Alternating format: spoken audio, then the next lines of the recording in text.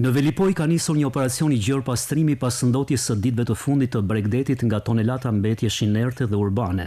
Ekipet dhe mjetet e shërbimeve publike të Bashkisë Shkodër janë angazhuar në terren duke punuar intensivisht për pastrimin e gjithë brezit ranor. Bashkia Shkodër është sot me gjithë punojësit e saj e angazhuar në një aksion masiv për pastrimin e gjithë sipërfaqes të rërës në plazhin e Velipojës.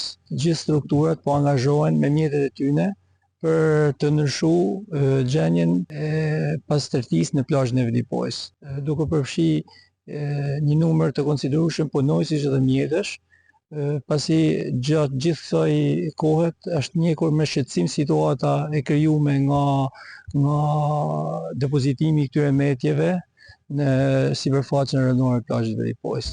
Aksioni do të vijojë në ditët në vijim deri në pastrimin total të gjithë sipërfaqes rënore të plazhit të Velipojës.